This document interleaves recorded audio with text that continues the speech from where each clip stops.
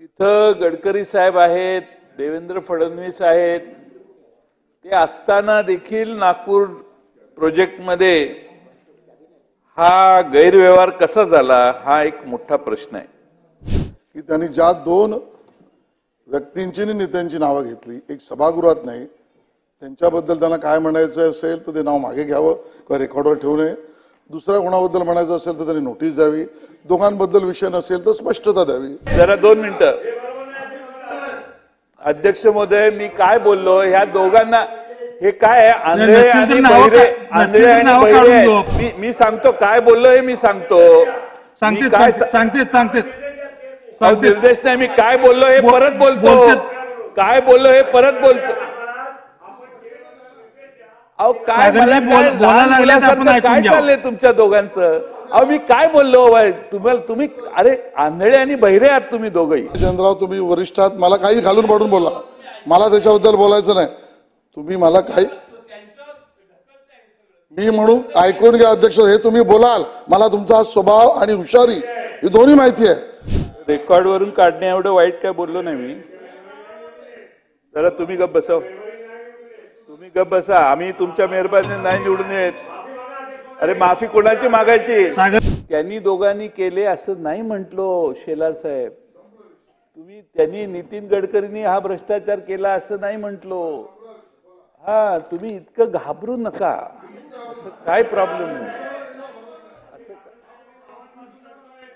नाही, मी जर मला आरोप करायचे तर त्यांना नोटीस दिली असती. आरोप नाही, देर इज नो आरोप. आपल्या आपण पुढे गेलोय. आजमी साहेब, आपल्याला विनंती आहे, आपण पुढे गेलोय आता. अध्यक्ष महोदय, 24-25च्या अर्थसंकल्पातील अनुदानाच्या मागण्यांच्या चर्चेत मी भाग घेतोय. अध्यक्ष महोदय, सरकार कसं चाललंय आणि सरकारमध्ये काय काय भ्रष्टाचाराची कामं चाललेली आहेत हे जवळपास सर्वांनाच माहिती आहे. एखादा प्रोजेक्ट, एखादा टेंडर कसं मॅनेज केलं जातं जेणेकरून ऑडिटमध्ये काही येणार नाही याचीही व्यवस्था करायला, म्हणजे ऑडिटच्या पलीकडे आता आपण सगळे गेलेलो आहोत. त्यामुळे अध्यक्ष महोदय, महाराष्ट्रामध्ये मागच्या लोकसभेत पैशाचा महापूर आपण सगळ्यांनी वेगळ्या मतदारसंघात बघितला.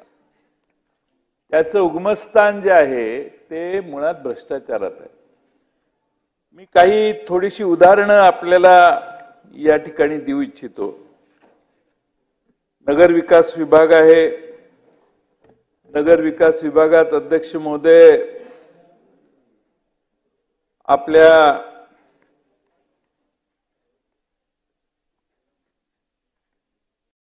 मेट्रो एवढ्या मोठ्या प्रमाणात महाराष्ट्रात निर्माण होत आहेत.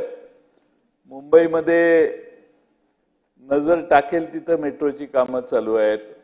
नागपूरला झाली, पुण्यात चालू आहेत. अध्यक्ष महोदय, माजी मुख्यमंत्री आणि सध्याच्या उपमुख्यमंत्री यांच्या नागपूर शहरातल्या मेट्रोची ही कथा आहे आणि त्या बाबतीत मी नाही, कॅगच्या अहवालात सांगितलेलं आहे. अध्यक्ष महोदय, या प्रोजेक्टवरून नागपूरच्या मेट्रोच्या कॅगने काही प्रशासनावर जोरदार ताशेरे ओढले आहेत आणि अध्यक्ष महोदय तिथं गडकरी साहेब आहेत, देवेंद्र फडणवीस आहेत, ते असताना देखील नागपूर प्रोजेक्टमध्ये हा गैरव्यवहार कसा झाला हा एक मोठा प्रश्न आहे. महाराष्ट्र मेट्रो रेल कॉर्पोरेशन लिमिटेडने नागपूर मेट्रोबाबत भारत सरकारच्या वित्त मंत्रालयाच्या व्यय विभागाद्वारे निर्धारित केल्यानुसार केंद्रीय सार्वजनिक खरेदी पोर्टलवर त्याच्या निविदा प्रकाशित केल्या नाहीत. अध्यक्ष महोदय, त्यामुळे महाराष्ट्र मेट्रो रेल कॉर्पोरेशन लिमिटेडने स्पर्धात्मक दर मिळवण्यासाठी निविदांची व्यापक प्रसिद्धी सुनिश्चित करण्याची संधी गमावली.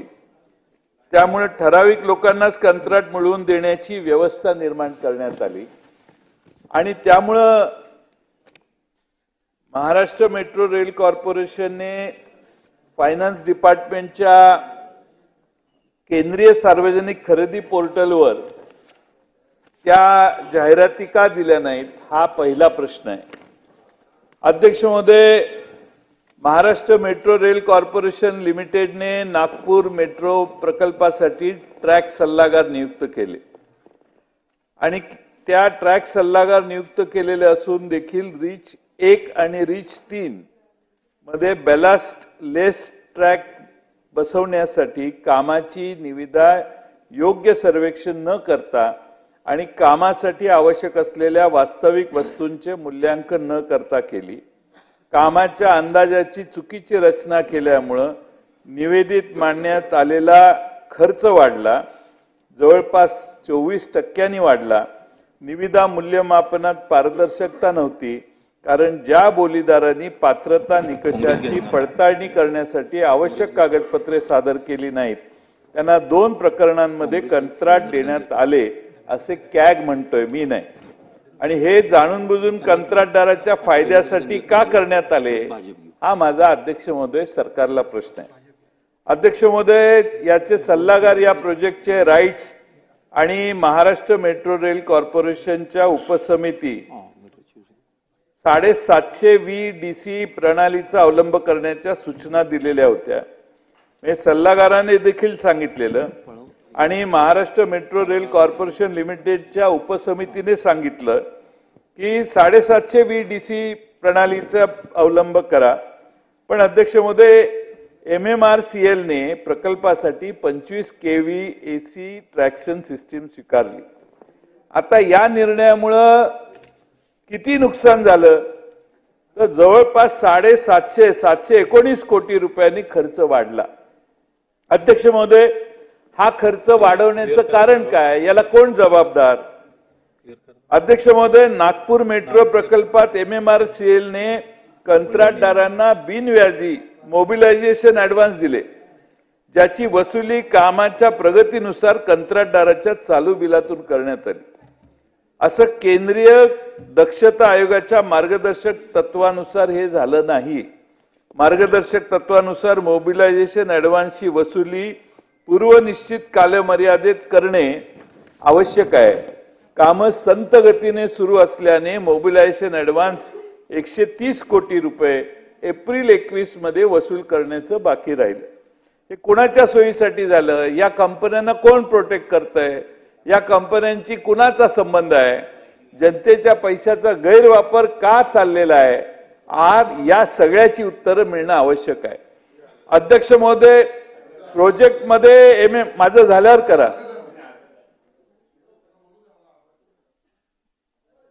त्यांचा मुद्दा जरूर मांडावा.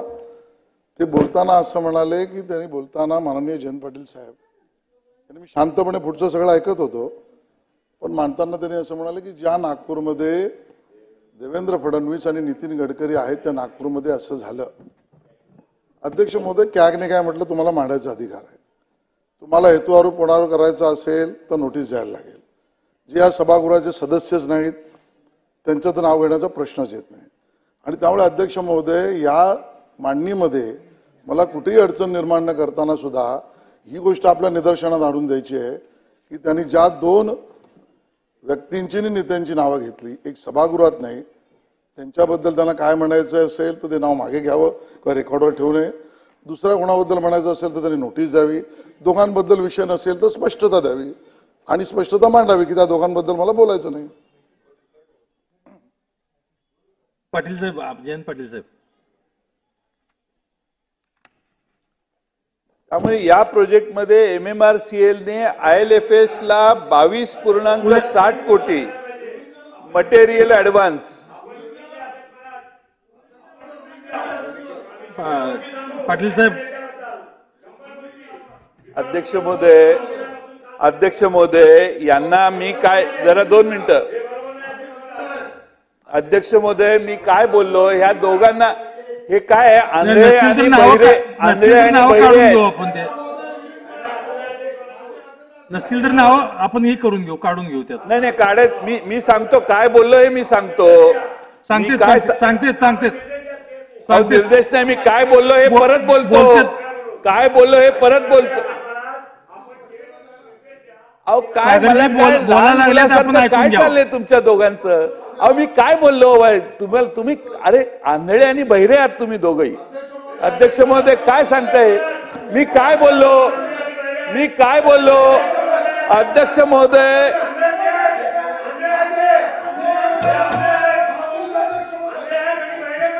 पाटील साहेब, मी काय बोललो हे सांगतो. मला वाटतं आपलं चालू करा आणि जे अपवादात्मक शब्द आहेत ते थोडेसे आपण कमी वापरू. हे दोघं नाही पण असं आपलं चालू ठेवा.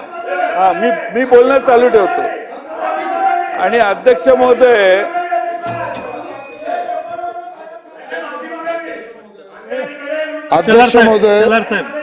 मला त्याच्याबद्दल म्हणायचं नाही. जयंतराव तुम्ही वरिष्ठ आहात, मला काही घालून पाडून बोला, मला त्याच्याबद्दल बोलायचं नाही. तुम्ही मला काही मी म्हणून ऐकून घ्या अध्यक्ष. हे तुम्ही बोलाल, मला तुमचा स्वभाव आणि हुशारी ही दोन्ही माहिती आहे. म्हणून मी स्पष्टपणे मध्ये म्हटलं अध्यक्ष महोदय त्यांना काय बोलायचं याची स्पष्टता तरी द्यावी. हे मी स्पष्टपणे म्हटलंय. जे सभागृहात नाही त्यांचं नाव घेऊ नये. ज्या सभागृहाचे सदस्य आहेत त्यांच्याबद्दल असेल तर नोटीस द्यावी. दोन्ही नसेल तर त्यांच्या वक्तव्यात काय बोलायचं आहे याची स्पष्टता द्यावी. हे मी स्पष्टपणे म्हटलेलं आहे. त्यामुळे ढकलण्याचा वगैरे प्रकार सांगू नका. तेवढी अक्कलहुशारी आम्हालाही आहे. तुम्ही वरिष्ठ आहात, तुम्ही आंगळे पुंगळे लोळे काही म्हणा, आम्हाला काय अडचण नाही. तुमच्या बोलण्याचा आम्ही राग मांडणार नाही. पण मग ते तुम्ही स्पष्ट करा एवढंच म्हटलं. हा मग तेच म्हटलं आम्ही स्पष्ट करा, नाही तर काढा रेकॉर्डवरून. रेकॉर्डवरून काढण्या एवढं वाईट काय बोललो नाही मी. जरा तुम्ही गप्प बसा. आम्ही तुमच्या मेहरबानी नाही निवडून येत. अरे माफी कोणाची मागायची? सागरजी बोलू देत बोला साहेब.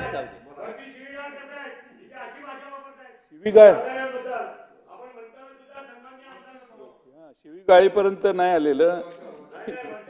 या साहेब आपण घ्या. मी पुन्हा सांगतो, यांनी कान उघडे ठेवावेत आणि शांतपणे ऐकावं. राज्याच्या माजी मुख्यमंत्री आणि सध्याचे उपमुख्यमंत्री यांच्या शहरातील आणि आपले नितीन गडकरी साहेब, मेट्रो कुणी आणली? नागपूरला मेट्रो नितीन गडकरींनी आणली, ह्याच्यात तर काही शंका नाही. मी काय म्हटलं, नागपूर शहरात उपमुख्यमंत्री आणि नितीन गडकरी साहेब यांचं शहर आहे. त्या शहरातल्या मेट्रोमध्ये कॅगने हे इश्यू काढलेत. त्यांनी दोघांनी केले असं नाही म्हटलो शेलार साहेब. त्यांनी नितीन गडकरींनी हा भ्रष्टाचार केला असं नाही म्हटलो. हा तुम्ही इतकं घाबरू नका. असं काय प्रॉब्लेम नाही. नाही, मी जर मला आरोप करायचे तर त्यांना नोटीस दिली असती. आरोप नाही, देर इज नो आरोप. तुम्ही काय आहे, मी पुन्हा ते बोलावं म्हणून तुम्ही हा प्रयत्न करताय अशी माझी शंका आहे. मी पुन्हा आरोप, हा त्यांचा डाव आहे, मी पुन्हा आरोप रिपीट करावेत हा उद्देश आहे. पण मी तुमचा आरोप यशस्वी होऊन देणार नाही.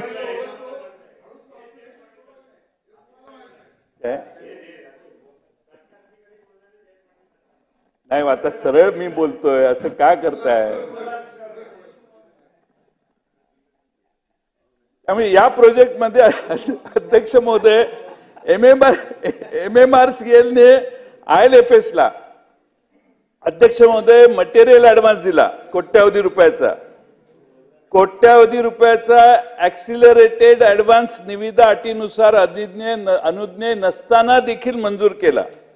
आणि अध्यक्ष महोदय 2018 ऑक्टोबर मध्ये करार संपण्याच्या 2 महिने आधी देखील परत, करार संपायला डिसेंबर मध्ये करार संपणार आहे, तो 2 महिने आधी परत ऍडव्हान्स दिला. हे मी नाही म्हणत, कॅगने लिहिलेलं आहे. Maharashtra metro rail corporation limited काम पूर्ण करण्यात ILFS अयशस्वी होणार हे माहीत असूनही करार संपुष्टात आणण्यात 1 वर्ष उशीर केला. या कंपनीवर प्रशासन एवढं का उदार झालं?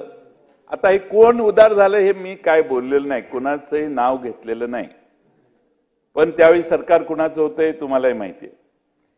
सरकारमध्ये कोणाशी या कंपनीचं साटेलोट होतं की इतका या कंपनीसाठी करण्यात आले, एवढं का त्या कंपनीची सेवा आपण का एवढी केली.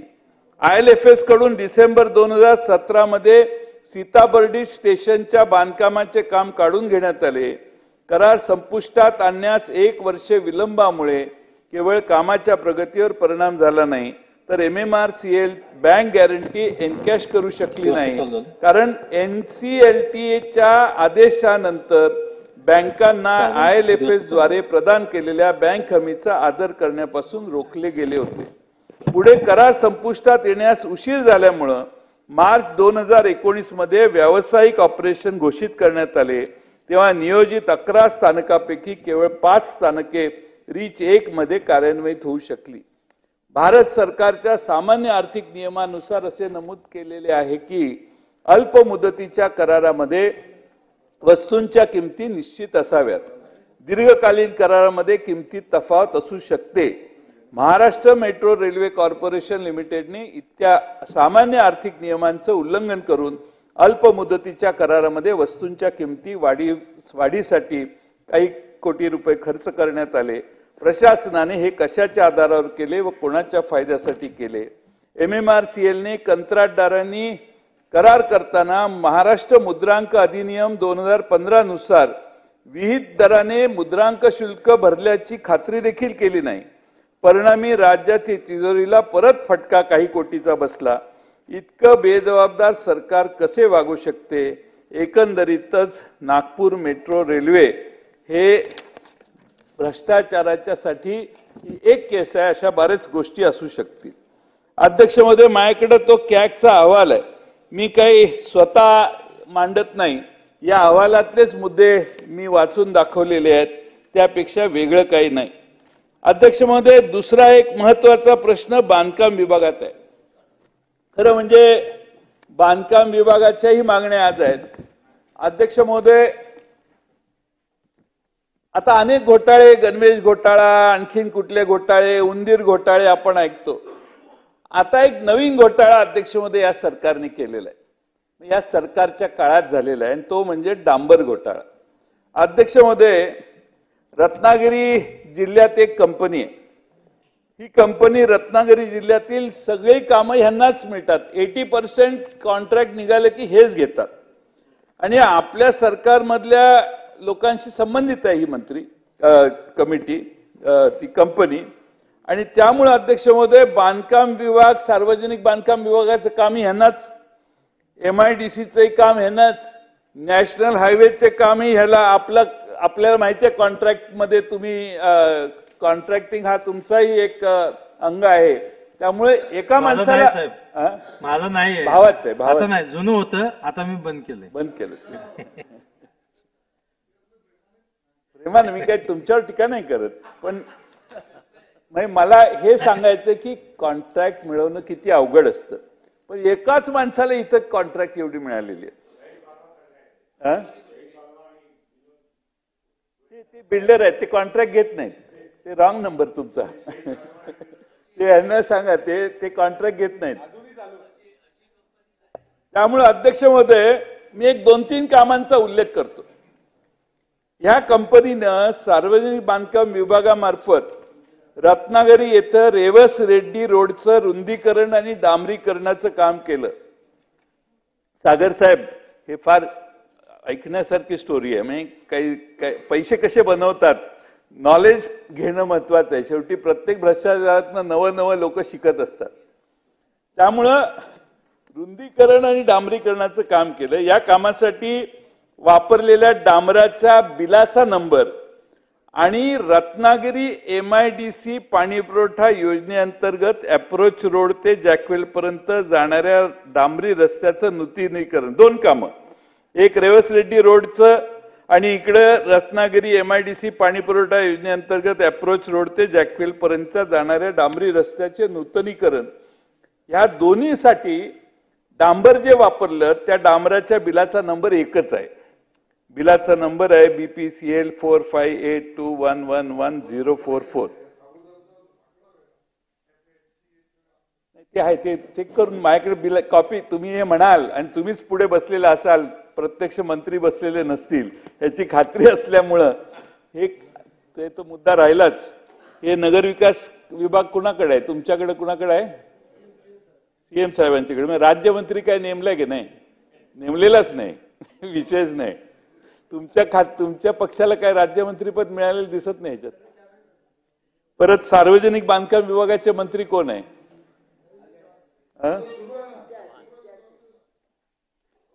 जलसंपदा, आदिवासी विकास. बरं ठीक आहे, मी शेवटी बोलतो, ते माझं भाषण होईपर्यंत येतील. म्हणजे अध्यक्ष महोदय, माझ्याकडे बिल आहेत. या बिलामध्ये एक सेम बिल, हे बिल एका भारत पेट्रोलियम कॉर्पोरेशनचं एक वापरलंय PWD मध्ये आणि तेच बिल हे MIDC मध्ये वापरलेलं आहे. Same bill. बिलाचा नंबर जो आहे 4582165210 अशी बरीच बिल आहेत. मी एक उदाहरण सांगितलं. आणि अध्यक्ष महोदय, त्यामुळे मला आपणाला हे सांगायचंय की हे पहिलं उदाहरण आहे यातलं की एकाच बिल. दुसरं उदाहरण सांगतो. नेवरे भांडारपुळे रोड हे बांधकाम खात्यानं रस्ता रुंदीकरण ब्लॅक टॉपिंगच्या कामासाठी वापरलेलं केलंय. त्याच्याच बरोबर MIDC अंतर्गत रत्नागिरी पाणी पुरवठा योजना अंतर्गत हारचेरी जॅकवेल पर्यंत जाणारा अप्रोच रस्ता पुनर्डांबरीकरणाचे केलेल्या कामाचे डांबराच्या बिलाचा नंबर, हे दोन्ही कामाचा बिलाचा नंबर एकच आहे.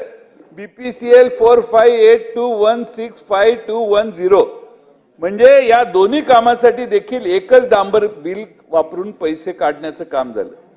तिसरं उदाहरण अध्यक्ष महोदय, 23 साली एप्रिल 23ला उत्तर रत्नागिरी अंतर्गत उपविभाग क्रमांक 1 यांनी निवळी जयगड या रस्त्याचं कामासाठी वापरून संपवलेली डांबराची बिले ऑगस्ट 23 मध्ये, मी एप्रिल 23ला एकदा बिलं वापरली, ती संपल्यावर ऑगस्ट 23 मध्ये अध्यक्ष महोदय कांटे ते वालखेड आणि अंतरावली ते कांटे rehabilitation and upgradation of national highway, old national highway 17 आता नॅशनल हायवे 66 या 2 राष्ट्रीय महामार्ग प्राधिकरणाच्या कामासाठी दाखवून त्यातही 8.5-9 कोटी रुपये डांबराचे, बाकीचं रस्त्याचं वेगळंच.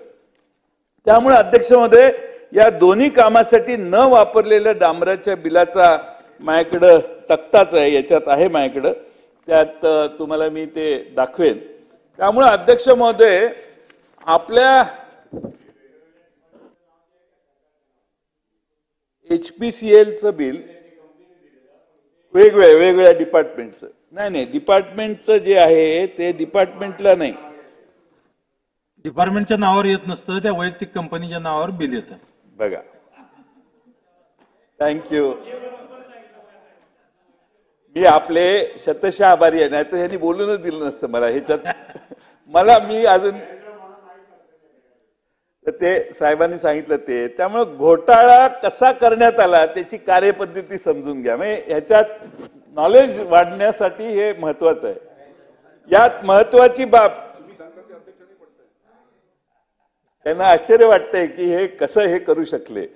त्यामुळे यात महत्वाची बाब म्हणजे अध्यक्ष महोदय, टेंडर मधील अटी व शर्तीनुसार ज्यावेळी अभियंता डांबराचा वापर दाखवतो त्यावेळी ठेकेदाराने दिलेल्या ओरिजिनल बिलावर क्रॉस करून कार्यालयाचा सही शिक्का मारून त्याची झेरॉक्स ठेकेदाराला इतर लेखा ठेवण्यासाठी परत द्यायची असते.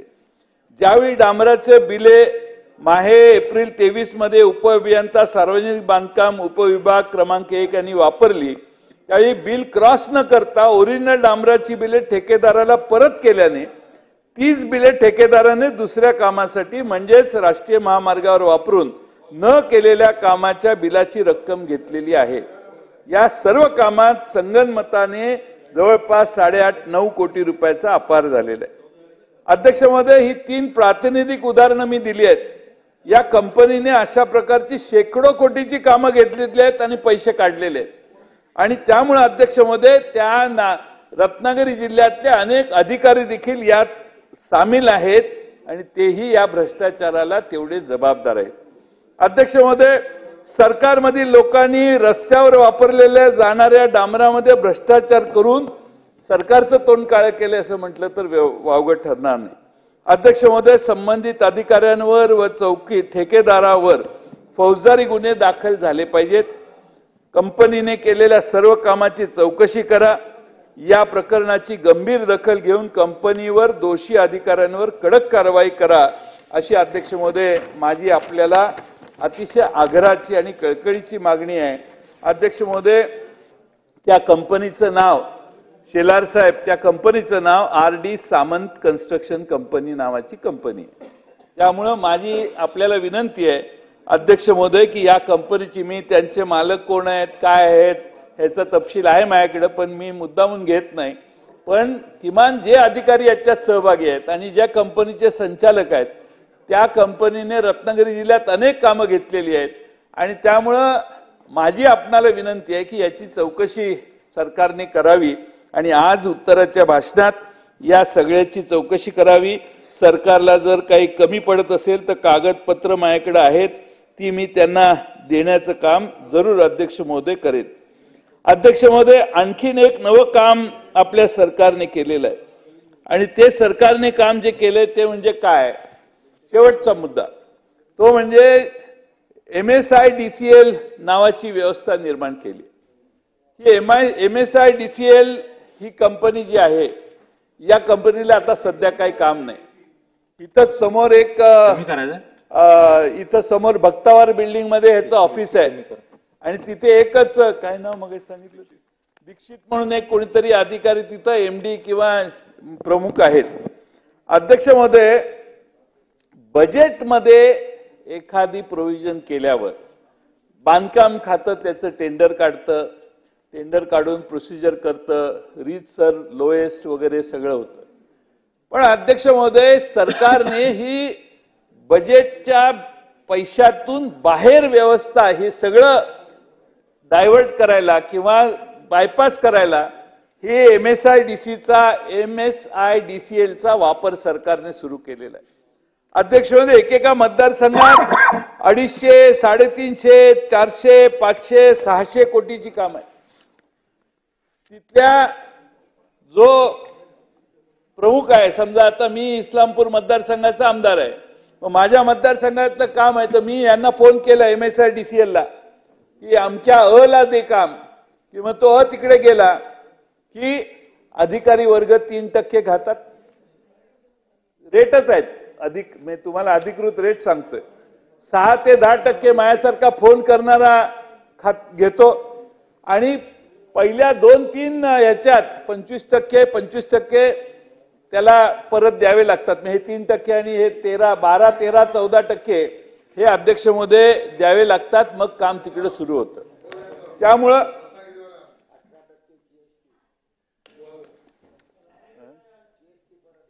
रत्नागिरीचे ते आहेत, त्यांना माहिती आहे की नाही माहित नाही, त्यांना कळलं की मग ते माहित नाही अधिक. पण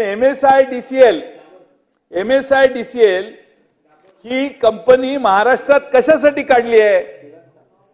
जे टेंडर काढलेले आहेत सागर साहेब, बांधकाम खात्याकडे एवढी मोठी यंत्रणा आहे, बांधकाम खात्यानं आता 65,000 कोटी रुपयाची बिलं द्यायचं राहिलेलं आहे. जी कामं केली, सगळ्या आमदारांना खुश करण्यासाठी जी कामं धरण्यात आली, आपल्याला माहिती आहे की नाही माहित नाही. आता अजितदादांनी अर्थसंकल्पावर उत्तर दिलं, त्याच्या त्यांना प्रश्न विचारायची संधी दिली असती तर प्रकाश पडला असता. पण अध्यक्ष महोदय, मागच्या वर्षी 17,000 कोटीचा डिफिसिट बजेट मांडल्यावर 1.5 लाख कोटी रुपये पुरवणी मागणीत मांडण्यात आले. आता यावर्षी 20,000 कोटीचा रेव्हेन्यू डिफिसिट आहे आणि आमच्या लाडली बहिणांचे 36,000 कोटी रुपये सरकारने बजेटरी प्रोव्हिजनच केली नाही. 10,000 कोटी केलेत, 10,000 कोटी केले आहेत, 36,000 कोटीचे प्रोव्हिजनच केली नाही. म्हणजे बजेट हे 20,000 अधिक 36,000 म्हणजे 56,000 कोटी रुपये महसुली तूट आजच बजेटमध्ये आहे. अध्यक्ष महोदय, हे जे सरकार सांगतंय ना की तुम्हाला ऑगस्ट मध्ये अर्ज करा, तुम्हाला 1 जुलै पासूनचे पैसे देतो, ते ऑक्टोबर पर्यंतच. ऑक्टोबर नंतर ह्यांचा दिवा लागणारच आहे. ऑक्टोबर मध्ये ऑगस्ट मध्ये एक पेमेंट करणार आणि ऑक्टोबरला ऐन इलेक्शनच्या आधी 15 दिवस आधी एक ह्यांचं पेमेंट जाणार. पैसे सरकारच्या बजेटमधून देत असताना बजेट रेव्हेन्यू डिफिसिट जे आहे ते 56,000 कोटीवर गेले. तुम्ही समजा महसुली तूट. आणि अध्यक्ष महोदय, तसं महाराष्ट्रात जे आमदारांना कमिटमेंट केल्या त्या कामांच्यासाठी सरकारकडे पैसे नाहीत. ही मी सांगितलं, MSI DCL ची कामं ही हॅम फेज 2 ची कामं आहेत सगळी. आणि त्यामुळं महाराष्ट्रामध्ये अध्यक्ष महोदय प्रत्येक आमदाराला जी कमिटमेंट दिली आहे, माझं तर सभागृहातल्या सदस्यांना विनंती आहे की मागच्या वेळी ज्या कमिटमेंट तुम्हाला मिळाल्या त्या कमिटमेंटवर ह्या बजेटमध्ये किती अमाऊंट दिलेली आहे हे जरा तपासा. माझी खात्री आहे की 70% कामांना ह्या बजेटमध्ये प्रोव्हिजन केलेली नाही, कारण तेवढे पैसेच सरकारकडे नव्हते. आणि म्हणून अध्यक्ष महोदय माझी विनंती आहे की MSI DCL चा भ्रष्टाचार ही महाराष्ट्रात या सरकारची नवी भ्रष्टाचाराची कहाणी आहे. या भ्रष्टाचारात प्रत्येक ठिकाणी जे पैसे दिलेले आहेत तिथं सगळे अधिकारी मिळून 3% त्यांची फी आहे. आणि नंतर ज्याच्यासाठी हे काम धरण्यात आलेलं आहे तो सांगतो त्याच कॉन्ट्रॅक्टरला काम द्यायचं. म्हणजे त्याला 10-15% आत काही गाळा बसत कट होत नाही, त्याच्यात ते खर्च करावे लागतात. म्हणजे जवळपास 20-25% पैसे काढण्याची व्यवस्था. आणि म्हणून PWD चे रेग्युलर टेंडर काढण्याची प्रोसिजर डायव्हर्ट करून हा वेगळा उद्योग ह्या सरकारने कुणाच्या सुपीक डोक्यातून ही कल्पना संजय बनसोड निघाली आहे ती जरा तपासा.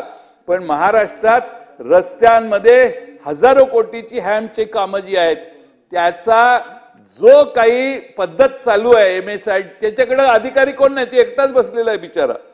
पण तो मंत्रालयातल्या सचिवापेक्षा स्ट्रॉंग झालेला आहे. तो माणूस जो आहे त्याच्या खाली इंजिनियर आहेत, स्टाफ आहे, 200 माणसं आहेत, 300 माणसं, अशी काही भानगड नाही. तो डायरेक्ट टेंडर काढतो. तुम्ही त्याला सांगायचं ये काम इसको भेज रहा हूं, इसको दे दो, तो जातो, जो भी है लेना देना होता है, बाद में उसको वर्क ऑर्डर मिलती है. मग परत फिरून त्या ज्याने फोन केलेला त्याला पण द्यावं लागतं. त्यामुळे अध्यक्ष महोदय, महाराष्ट्रात रस्ते विकास महामंडळात हा मोठा रस्ते विकास म्हणतोय MSI DCL हे नवी व्यवस्था जी तुम्ही तयार केलेली आहे ही महाराष्ट्रातल्या बजेटची रस्त्याची कामं बाहेरून करून घेण्यासाठी काढलेली ही योजना आहे. आणि त्यामध्ये प्रचंड भ्रष्टाचार चालू आहे आणि याचे रेट आता बाहेर पडलेले आहेत. सगळ्यांना माहिती आहे की यांचे रेट किती आहेत. त्यामुळं एवढा मोठा भ्रष्टाचार हा महाराष्ट्रात चालू झालाय. अजून आत्ताच हे MSI DCL चं नवी व्यवस्था आहे.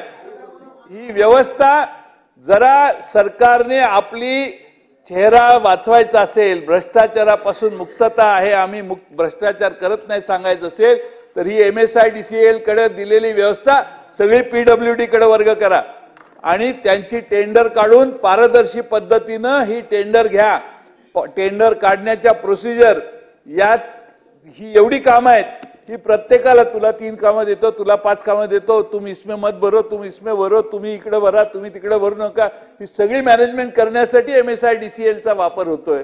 आणि त्यामुळे अध्यक्ष महोदय प्रचंड भ्रष्टाचार या हॅमच्या योजनेमध्ये टेंडर अलॉटमेंटच्या मध्ये व्हायला लागलाय. आणि म्हणून माझी आपल्याला विनंती आहे की MSI DCL चं काम हे पुन्हा महाराष्ट्र सरकारकडे वर्ग करून दाखवावं. तेवढी हिंमत बांधकाम खात्याच्या मंत्री महोदयांनी दाखवावी. आम्ही काय विरोधी पक्षात आहे, आम्हाला डोळ्या देखत दिसतंय की सकाळी 6 वाजता मतदान, 7 वाजता मतदान सुरू झालं तरी 500 आणि 1000ची पेमेंट डोळ्या देखत होताना आम्ही सगळ्यांनी बघितलेली आहे. म्हणजे एवढा धडधडीत निवडणुकीत भ्रष्टाचार आम्ही कधी बघितला नाही. दिवसा ढवळ्या सकाळी घरात 5,000-5,000 हजार रुपयाची पाकिटं महाराष्ट्रात वेगवेगळ्या ठिकाणी वाटण्यात आली. आणि त्यामुळे अध्यक्ष महोदय हा काळा पैसा बाहेर निघण्याची व्यवस्था तुम्ही थांबवा अशी आमची विनंती आहे. यात गुगल ते तर नवीन टेक्नॉलॉजी आहे. टेक्नॉलॉजी जशी वाढेल तसं विरोधकांच्या समोरचं चॅलेंज वाढते. आता गुगल पेमेंटने देखील गुगलवर पेमेंट व्हायला लागले. मला माहित नाही कुठं झालं, ते प्रॉम्प्ट केलं म्हणून मी सांगितलं. पण 5,000 रुपयाची पाकिटं करून प्रत्येक घरात देणे, सकाळी 6-7 वाजता मतदार मताला जातो, 500 रुपये टेबलवरच 500 रुपये 1000 रुपये देण्याचं काम. म्हणजे या महाराष्ट्रात लोकशाहीच्या पूर्णपणाने ठिकऱ्या उडवण्याचं काम, लोकशाही पूर्णपणाने बदनाम करण्याचं काम, लोकशाहीला धाब्यावर बसवण्याचं काम हे महाराष्ट्रात अनेक ठिकाणी झालं. आणि ते कुणी केलं हे महाराष्ट्रातल्या जनतेला माहिती आहे. आणि त्यामुळं तरी देखील त्या महाराष्ट्रातल्या जनतेनं आमचे 31 खासदार निवडून दिले. त्यामुळं त्या महाराष्ट्रातल्या जनतेचे समजूतदारपणाबद्दल जेवढे आभार मानावेत तेवढे थोडे आहेत. आणि काही जणांना असं वाटतं की पुन्हा आपण तेच करून पुन्हा निवडून येऊ. पण महाराष्ट्रातल्या सुजाण जनतेवर आमचा विश्वास आहे. त्यांना माहिती आहे की या महाराष्ट्रामध्ये योग्य पद्धतीनं महाराष्ट्र चालवायचा असेल तर पुन्हा आपल्याला महाराष्ट्राच्या सरकारमध्ये बदल करण्याची गरज आहे. शेवटी आशिष शेलार आमचे तुम्हाला तर कधी मंत्री करणार हे योगेशजी? मला तुमच्या आपली मैत्री आहे. आमचे तापकीर साहेब तुमची 3 टर्म झाली की नाही? 3 टर्म तेच.